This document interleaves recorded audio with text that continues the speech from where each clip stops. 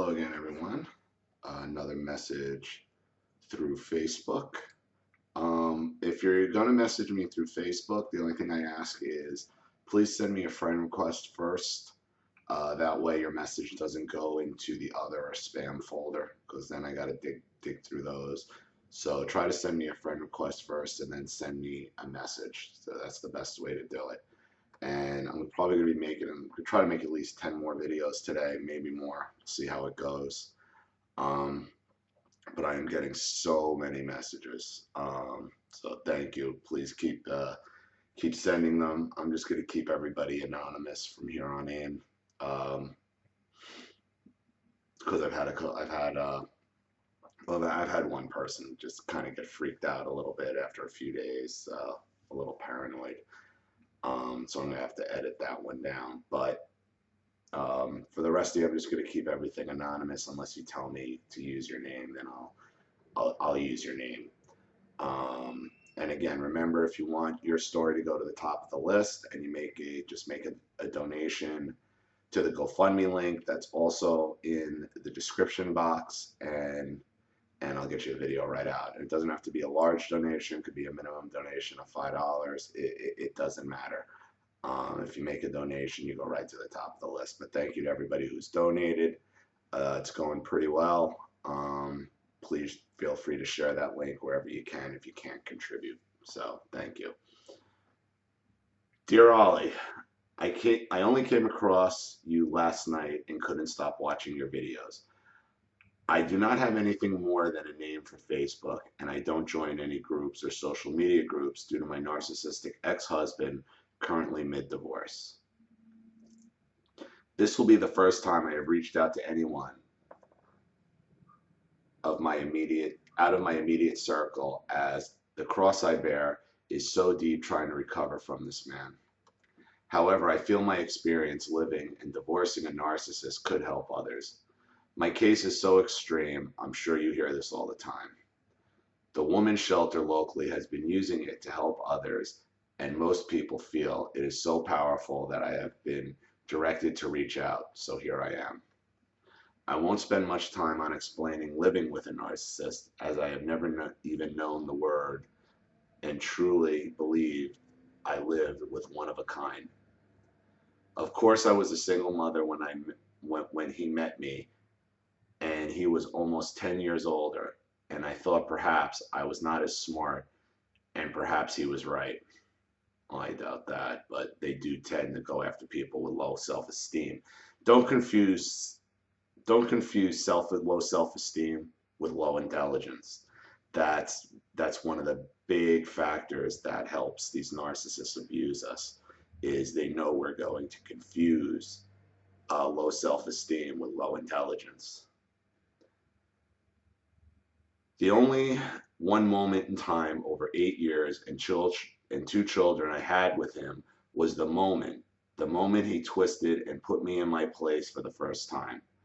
At least I could look back to this as the moment I was still myself and knew with all my being something was wrong. But over time I began accepting and agreeing to things I knew would make things more simple living with him. Right. Because when you capitulate to a narcissist, it only gets worse, because then like, well, she went this far. Can I get this far? Can I go this far? Can I go this far? The second you capitulate to them and you give them an inch, they're gonna take a mile. Of course, he was so charming and good looking and successful, and how could he be the one in the wrong? And of course, he has been done so wrong by everyone in his life. I was the savior after all. His ex-girlfriend, his ex-business partners, the sale of goods, old house, the list goes on and on.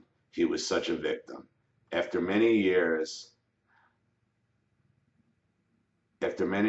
I living with a man who could twist situations and make you feel like you were crazy, on top of finding ways of stepping on, using people to get ahead. I fell out of love. I was done. I had come out of the fog of raising 3 children and saw the light. What I did next most people wouldn't dare to do to a narcissist. As we were separating, I slept with another man. I gave the man who advised me of cheating and being a gold digger for 8 years as a dedicated wife exactly what he wanted. Right. Because it's almost like when you were kids, or even now when you're dating, when the person you're with tries to pick a fight with you, so then they have the moral authority to break it off with you and then to make you look like the bad guy. The story starts here. Knowing I was going to tell him what I'd done, he pre-recorded my confession, the most vulnerable I had ever been, his wife, and en masse mailed it to all our friends and family labeled, "Look at the whore I married." I only found this later. He then knocked on all my neighbors' doors and told them I had cheated in my classic narcissistic style. It wasn't when we separated, but when we were fully combined, and now it was multiple times. He would wake me in the night telling me men were coming forward. All lies, of course, until I finally left. He had called me a whore and list so many times in front of the children I left the house. What happened next, I never imagined he was capable of. Ollie, the list is so long, I am not sure without referencing my notes I can remember. Off the top of my head, I can list them in bullet point to get you to the point. He cut up my credit card, changed all his money into separate accounts, and changed his password. Lived into my email, changed my password, and went into the deepest of my emails. Here's the part you will love.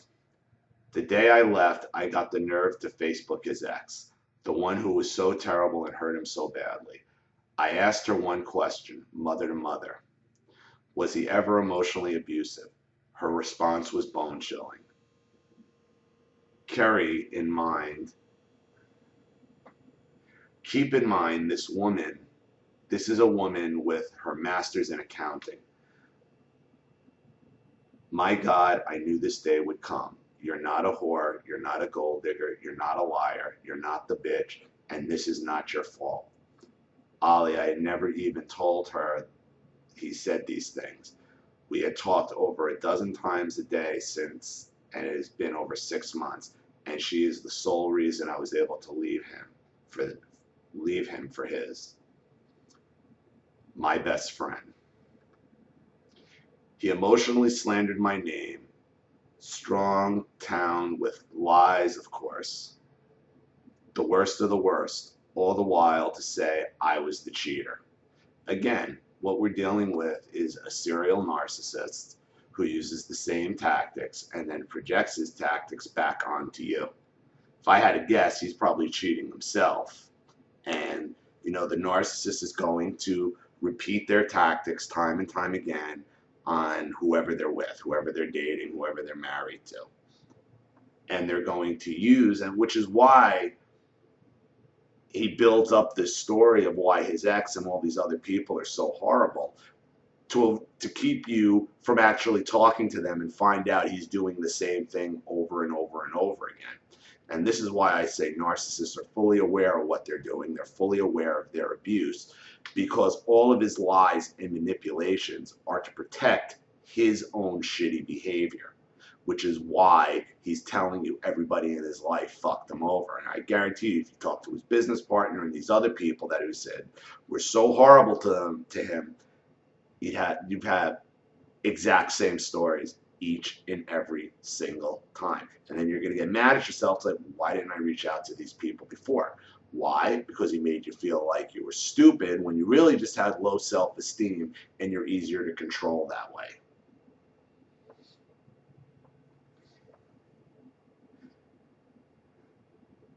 He styled the car seats. He took the car seats out of my SUV and lied about it. Took the insurance and plate stickers. He told my parents they could, but the courage of us, and when they got a loan, he said, I never said that. She must be talking into her device and it's screwing up her words.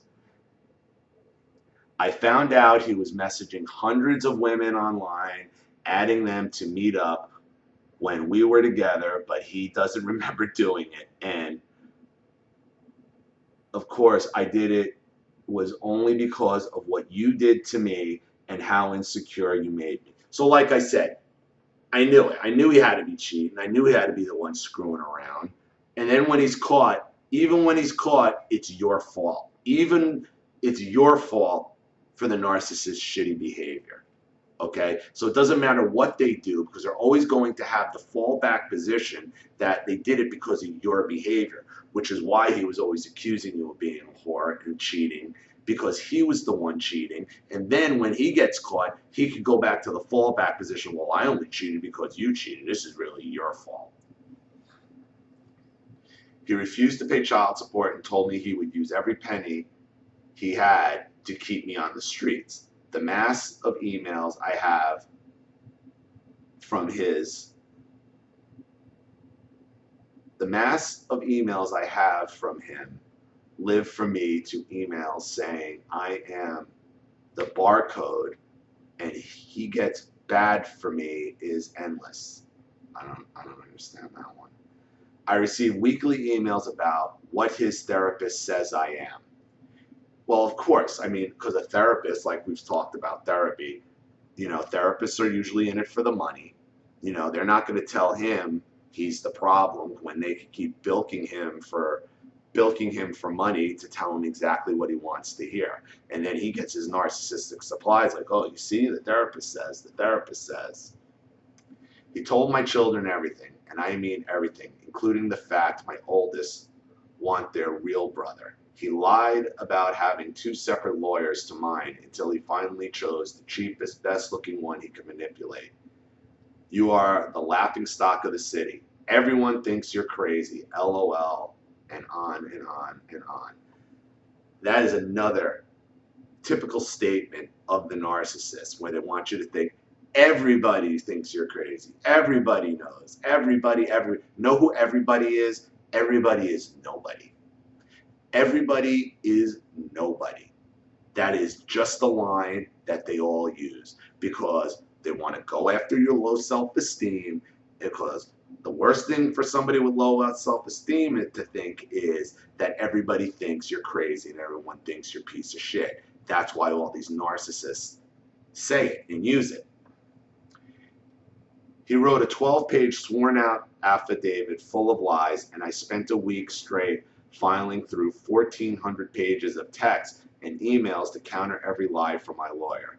He said I used to leave him for months to get out of spousal support.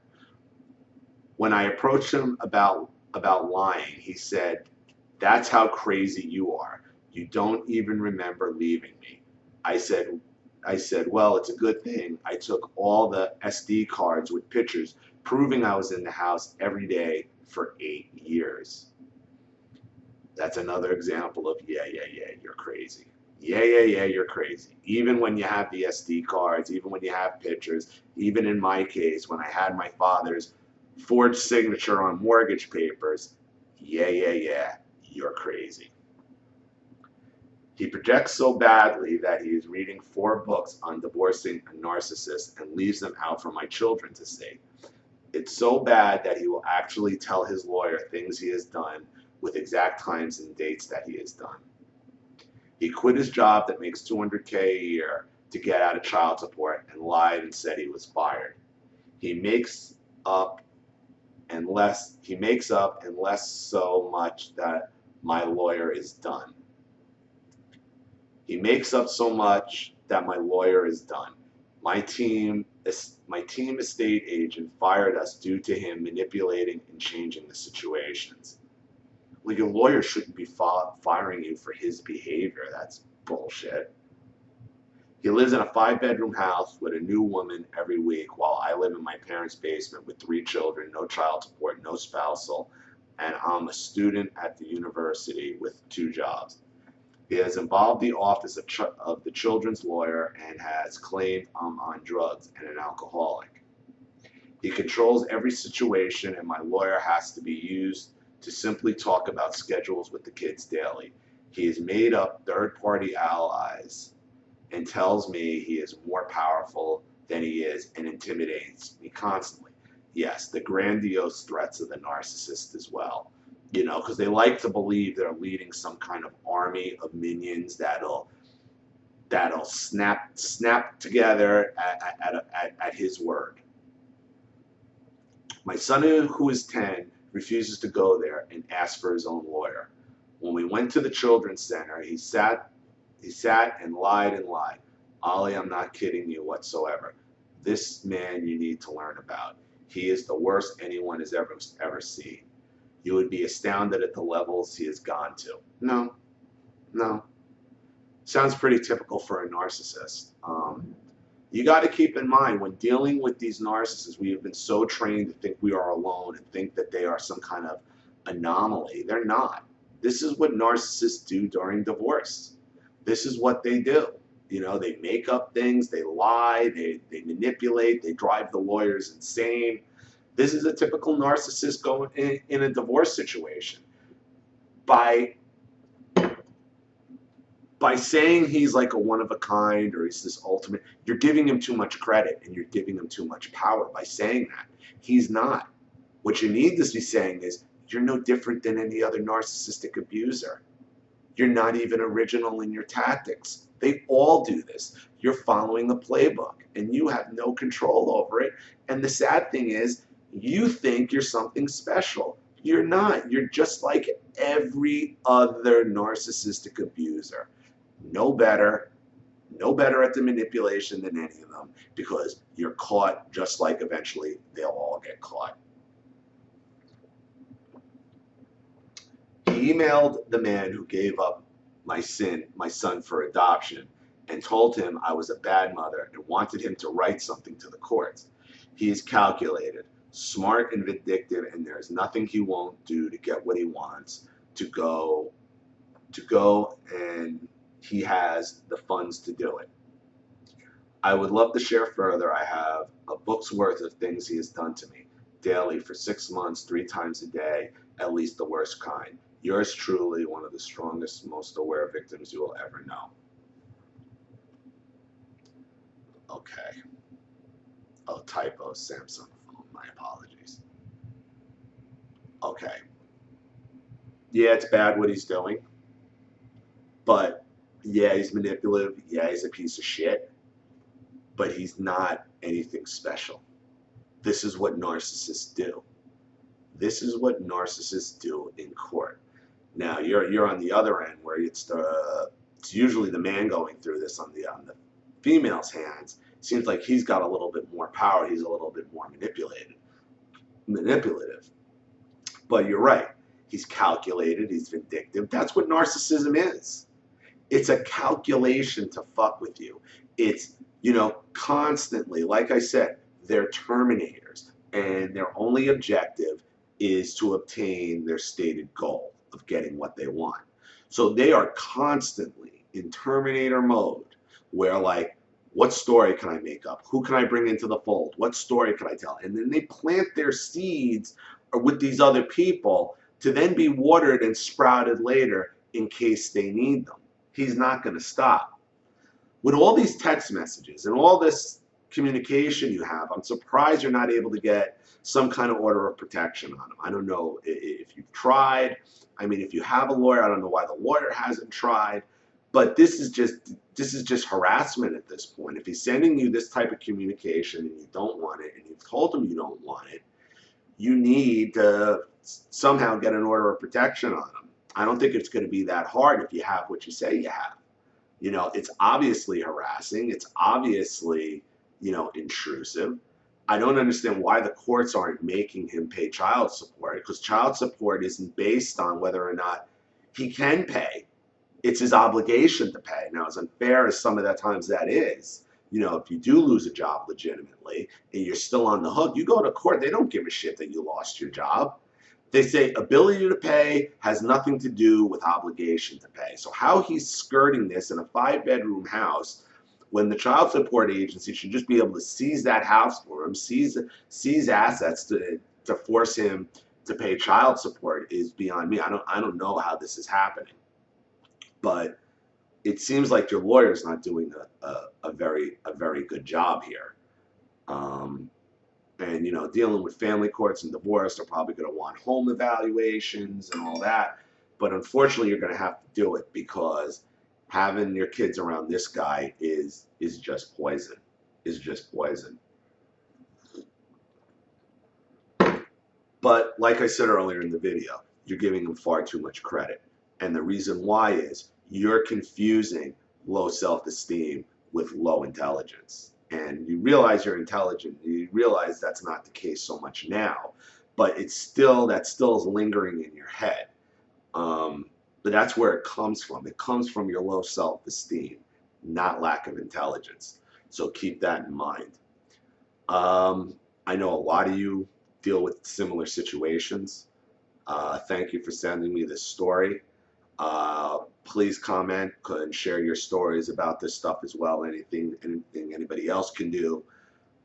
Suggestions would probably be most appreciated by her because she seems like she's going through it. She's going through it rough. And those of us who have been through it or going through it understand her plight and her frustration. But, for everybody, never confuse low intelligence with low self-esteem. And that's really what's going on here. If you enjoy this channel and you want to contribute to the GoFundMe link in the description box, I'd appreciate it. Sharing also helps. This is Ollie Matthews. I'll see you all again very shortly. Bye.